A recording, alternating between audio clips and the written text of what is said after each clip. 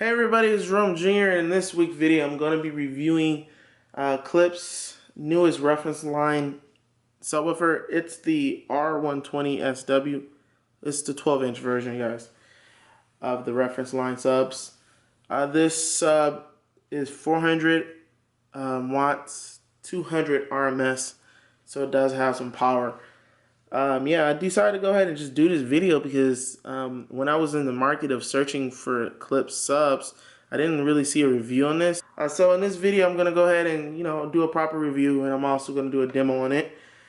For me, this sub is replacing a Polk Audio PSW108 that I had in my living room here. I do have the sub behind me, so I will be bringing it out shortly. Just guys, for you to kind of see the size comparison, and if you guys are interested in the actual comparison review between the two, yeah, definitely let me know. But yeah, let me jump up into it. So this is a sub. It comes in black ash.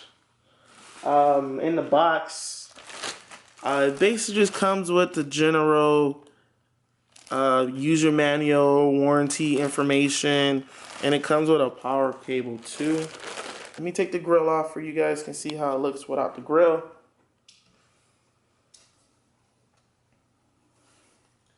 Now, right now, all Klipsch reference line, they have this like copper look going on with it.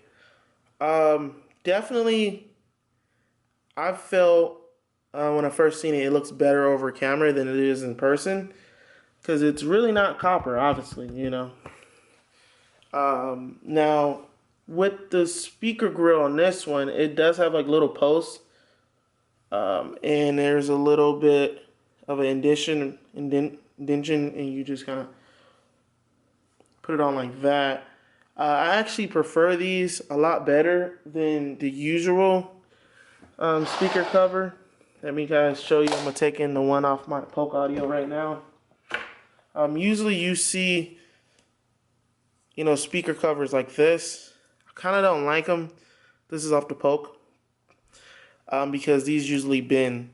So definitely with Klipsch doing this design, I kind of like it a lot better. It's a lot sturdier. See that they have like the wood right here.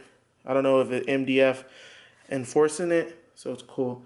So this is what the front look like. Definitely the woofer is it has a nice surround. It's very beefy. Now it's a lot more. It moves a lot more easier because definitely right out of the box, it is a bit stiff, as you will expect from a brand new sub. And right here on the front, they did it different. They have the power indicator here. It only lights up when it's on. It'll turn green. It's not that bright, so you don't have to worry about it with the grill on or with the grill off. It won't blind you at night if you have it in your entertainment center. So let me go ahead and go turn this over to the side. You guys can see it. It's definitely pretty girthy. It's pretty long. It's a pretty long sub. I'm not gonna lie. If you have Klipsch speakers, you have like the 8-inch, dual 8-inch, either the icon line or the new reference line. It's pretty much longer than the floor speakers. Okay. For reference on how long it is, because you can't tell, let me go ahead and put my Polk Audio sub right next to it for you guys to kind of see. Give me a moment here. Put it right here. So, just for you guys can kind of see, go ahead and move the camera around. In comparison to the Polk PSW 108, just for you guys can kind of get a size comparison, because majority of us, let's be honest, you have seen this either in person or you've been looking at it as far as its purchase. So this is how much bigger this sub is. So just for you guys can kind of get an idea on the size of it. Let me move this out the way. This little tiny thing, I call it now. Alright, so back to this Klipsch here. Go ahead and turn it over to the back, let you guys see the back side of it. And this is the back panel. of it. As I said, it's rear firing. There's the port right there. Happy to say there's no port chuckling noise or anything like that when you do play this sub hard. So that's great. But here's the back, the amplifier and all the inputs and everything. So it's pretty typical. You have the gain right here. You have the low pass filter right here. You have the auto turn on or the on and off right here. And then you also have the phase and the input. If you want to go ahead and, I don't know why people like to run Ys connectors, just if you have a receiver that have a subwoofer out, just go ahead and you just run a single. It's all labeled right here. It's really nicely done. Everything's clean. Great thing I do want to mention about this sub is this amp stays cold. Cool. For example, like on my Poke, you play it for long hours, let's say music or anything like that, it does get a bit warm. This stayed cold to the touch. So they did a great job designing this. I don't know, way it passively cools. I don't know, maybe it has big heat sinks on it, but it's great. It doesn't heat up, guys. Build quality is nice. So I'm gonna go ahead and demo it for you guys and kind of get an idea of how it is. This sub is very loud. It has the ability to shake and rattle things in your house if you want. So let me go ahead and do that demo, and then I'll come back and then kind of give my final thoughts on the sub, guys. Alright guys, the sub is positioned in the location I'll have it in, but this is my general listening position. I'm sitting down right now. If y'all curious, the floor speakers are the Klipsch K28 icons, and I have Okio 686 receiver, but crossover set at 80 for the sub. Okay, let me go ahead and play a song. Just let you know, I'm not sure if my mic is going to pick everything up, but I'm going to go ahead and kind of give you an idea of how loud the sub actually is.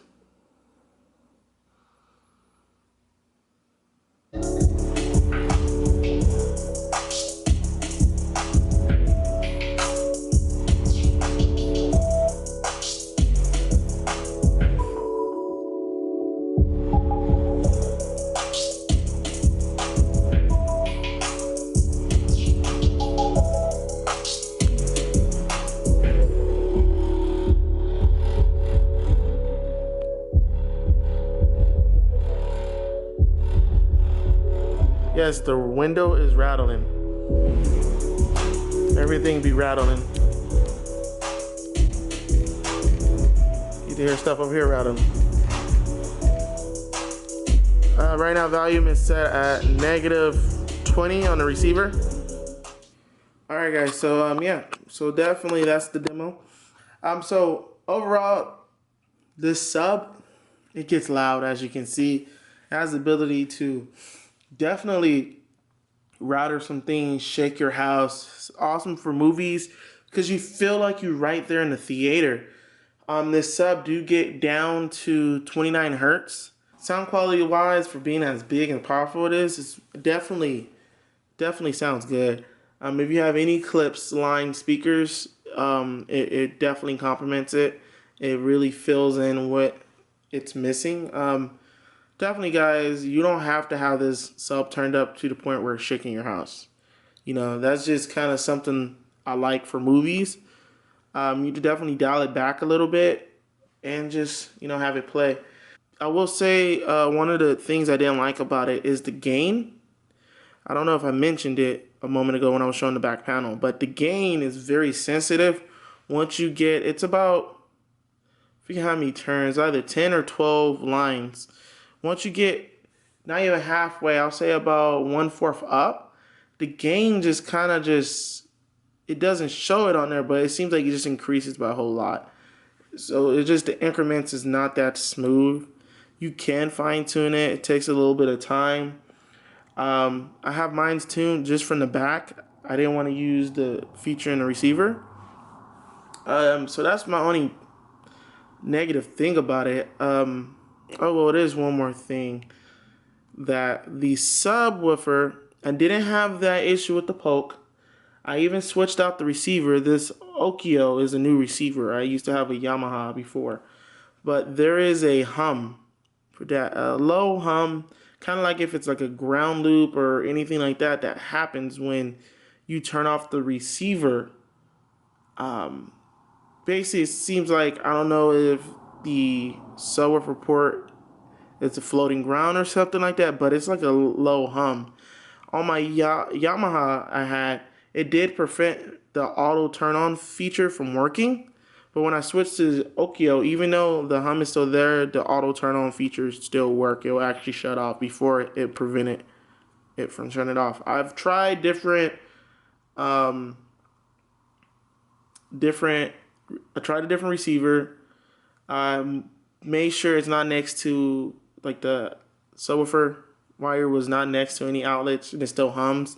Didn't have that problem with my other one. So that's something to note. Those, honestly, the only two things I can say negative about it. I definitely do recommend this sub if you want something powerful. You didn't want to buy, you don't have money for an SVS sub, and you want something powerful, sounds clean, it sounds good with music, it sounds good on movies. Definitely all around, this is a sub to get, you know. Definitely it's a powerful sound. You guys will definitely enjoy it. But yeah, that's the end of the review. I think I kind of covered everything. If you guys have any questions, go ahead and leave them down below. Comment, like, subscribe if you enjoyed the video. And I'll see you guys on the next one. Drum Jr. out, guys.